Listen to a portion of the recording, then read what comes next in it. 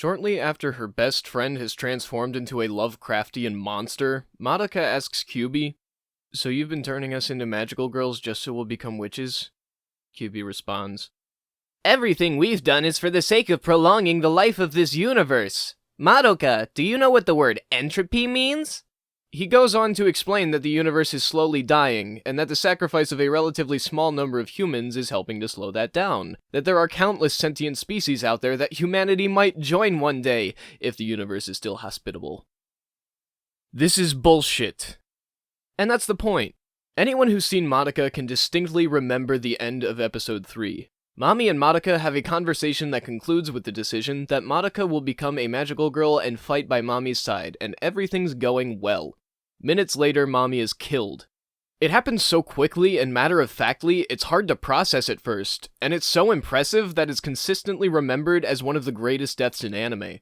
This use of not just tone, but tone shift is one of Madoka's greatest strengths, and one of the most interesting ways it's used is through Kyubi. Kyubi's obtuse and long-winded rants set to insane visuals are very effective at immediately setting our particular style of tone, and that is used to generate some of these dysphoric mood swings that Madoka's known for. In the Entropy example and the parallel scenes that mimic it, the primary purpose of the tone shifts is to put the audience in the same state of mind as the characters. The concept of aliens and the greater universe has not been broached up to this point, but Kyubi brings it up as though it's only natural. This whiplash helps put the audience in Madoka's shoes. Everything that she thought she knew has already been broken to pieces, and the new information keeps being revised. She wants something concrete to target her anger and sadness and confusion at, but what Kyubi gives her is something so much bigger than any individual life, or even humanity itself, it's impossible for her or for us to comprehend or care about, and the result in both is a feeling of confusion and dissatisfaction with Kyubi.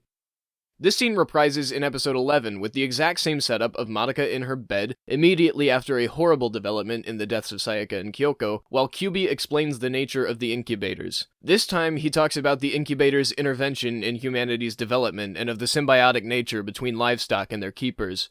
This metaphor and exposition create a similar tone to his prior explanation of entropy, but it still surprises by heavily increasing the dosage of sinister machinations and remorselessness. This time, in addition to anxiety and disorientation, Madoka's feelings of oppression and despair are conveyed to us. And then this scene actually happens a third time in Rebellion.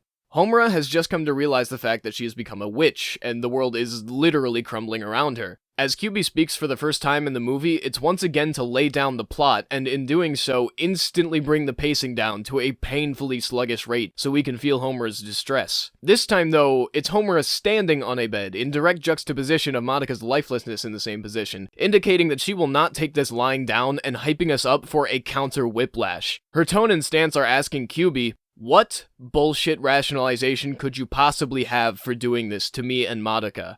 And when it becomes apparent that Kyubi just wants to use Madoka for his entropy schemes, Homura's reaction and the subsequent tone shift finally provide release for the tension that's been building up around Kyubi throughout the entire series.